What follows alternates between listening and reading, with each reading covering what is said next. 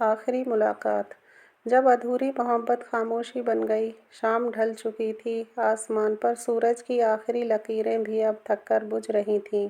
हवा में अजीब सी उदासी घुली हुई थी, जैसे कुदरत को भी पता हो कि आज कुछ हमेशा के लिए ख़त्म होने वाला है। वह उसी जगह खड़ी रही, जहाँ कभी उनकी हंसी गूंजा करती थी, जहाँ छोटी छोटी बातों पर वो घंटों खड़े रहा करते थे। आज वही जगह थी, पर हंसी नहीं थी। आज वहाँ सिर्फ यादें थीं और सीने में दबा हुआ दर्द। उसके हाथों में मोबाइल था, लेकिन स्क्रीन बार बार लॉक हो रही थी। वह जानती थी, आज के बाद शायद इन उंगलियों को उसका नंबर कभी डायल नहीं करना पड़ेगा। उसे याद आया, पहली मुलाकात। जब वह देर से आया था और उसने गुस्से में मुंह फेर लिया था, तब उसने हंसते हुए कहा था, अगर हर बार मनाने का मौका मिले तो मैं जानबूझकर देर से आया करूँगा। आज वही इंसान देर से आ रहा था, पर आज मनाने का हक किसी के पास नहीं था। दूर से वह दिखाई दिया, पहले जैसा ही था, लेकिन फिर भी वैसा नहीं। चेहरे पर मुस्कान थी, पर आंखें थकी हुई थीं। कंधों पर जिम्मेदारियों का बोझ था और दिल में ऐसा दर्द जो शब्दों में समा नहीं सकता था। वह पास आया, दोनों के बीच कुछ कदमों की दूरी थी, पर असल में पूरी दुनिया खड़ी थी। कैसी हो? उसने पूछा। उसने सिर हिलाया। जिंदा हूँ, बस इतना ही, क्योंकि अब ठीक हूँ कहना झूठ लगता था।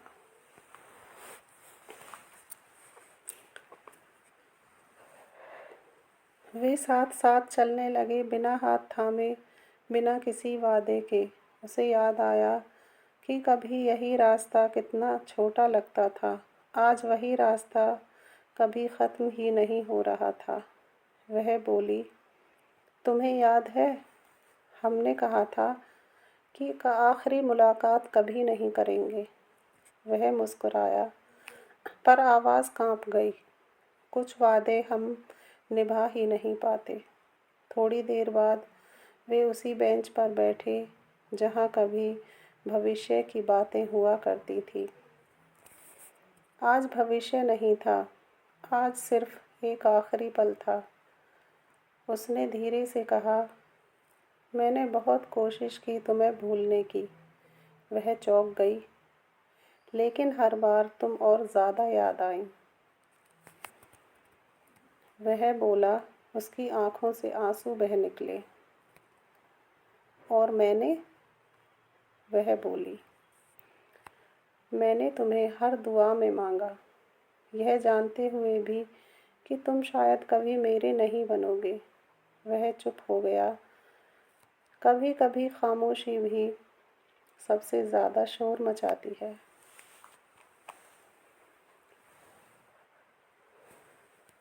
तुम जानते हो, वह आगे बोली, सबसे ज़्यादा दर्द इस बात का नहीं है कि हम अलग हो रहे हैं, बल्कि इस बात का है कि हमने एक दूसरे को पूरी तरह जिया ही नहीं। उसने पहली बार उसका हाथ थामा, बहुत हल्के से, जैसे डर रहा हो कि कहीं यह एहसास भी छिन न जाए। अगर हालात थोड़े और अच्छे होते, उसने कहा। वह मुस्कुराई, आंसू पोंछते हुए, तो शायद हमारी भी कहानी किसी और के जैसी होती। ट्रेन की सीटी फिर बजी। यह आवाज़ उसके दिल में चाकू की तरह उतर गई। मुझे जाना होगा, उसने कहा। उसने जेब से एक पुरानी डायरी निकाली। उसमें सूखे हुए फूल थे। ये तुमने दिए थे, उसने कहा। मैंने इन्हें आज तक संभाल कर रखा। उसने कांपते हुए हाथों से डायरी ली। और यह है, वह बोला। वह बोला, मेरी आखिरी ख्वाहिश है। वह उसे देखने लगी। अगर तुम्हें कभी लगे कि दुनिया बहुत भारी हो गई है तो यह मत सोचना कि तुम अकेली हो, क्योंकि इस दुनिया के किसी कोने में कोई आज भी तुम्हारी खुशी की दुआ करता है। उसने सिर झुका लिया। तुम खुश रहना, वह बोली, भले ही मेरे बिना। वह कुछ कहना चाहता था, लेकिन शब्द उसका साथ छोड़ चुके थे। उसने बस इतना कहा, तुम मेरी सबसे खूबसूरत अधूरी कहानी हो। वह उठी, एक पल रुकी, फिर बोली, कुछ कहानियाँ पूरी नहीं होती, लेकिन ज़िंदगी भर साथ चलती हैं।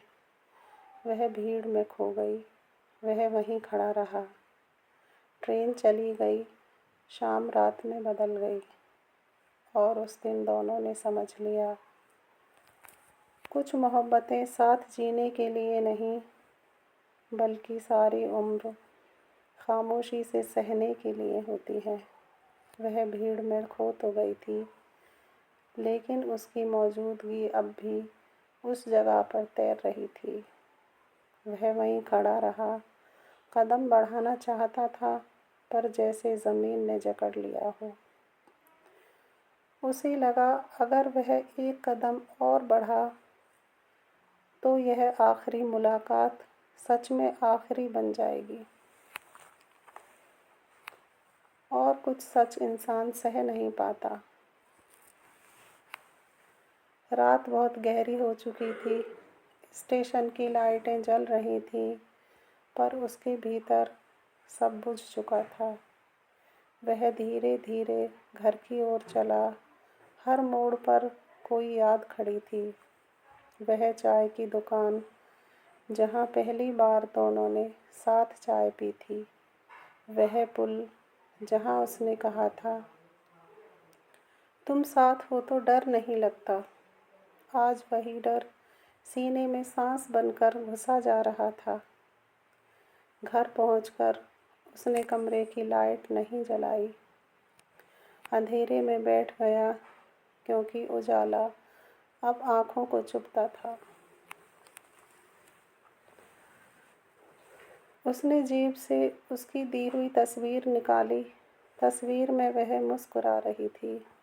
वह बुदबुदाया, तुम्हें क्या पता इस मुस्कान की कीमत कितनी चुकानी पड़ रही है। उस रात वह सो नहीं पाया। जब भी आंखें बंद करता, वह सामने आ जाती, कभी हंसती हुई, कभी रूठी हुई, कभी चुपचाप बस देखती हुई। सुबह हुई, दुनिया वैसी ही थी, पर उसके लिए सब बदल चुका था। दिन बीतते गए। वह ऑफिस जाता, काम करता, लोगों से बात करता, पर भीतर सब कुछ रुका हुआ था। वह अक्सर मोबाइल उठाता, उसका नंबर ढूंढता और फिर बिना कॉल किए मोबाइल रख देता, क्योंकि अब उससे बात करना हक नहीं रहा था। उधर वह भी कुछ ऐसी ही हालत में थी। घर में सब थे, पर उसे लगता वह अकेली है। माँ पूछती, क्या हुआ है? वह मुस्कुरा देती, कुछ नहीं। लेकिन हर रात तकिए को भिगो देती। उसने उसकी दी हुई डायरी खोली। हर पन्ने पर उसकी लिखावट थी, अगर मैं कभी दूर हो जाऊं तो यह मत सोचना कि मैं बदल गया हूँ, बस हालात जीत गए होंगे। वह पंक्ति पढ़कर उसकी सांस टूट गई। तुम हालात से हार गए, वह बोली, और मैं तुम्हें खो बैठी। कुछ खबरें आवाज़ बनकर नहीं आती, सीधे सांस रोक लेती हैं। उस दिन भी सुबह बिल्कुल आम थी। वह रोज़ की तरह उठी, खिड़की खोली, आसमान देखा। उसे क्या पता था कि आज आसमान से उसका रिश्ता टूटने वाला है। मोबाइल की घंटी बजी। अनजान नंबर था। उसने कॉल उठाई। उधर से काफ़ी देर तक खामोशी रही।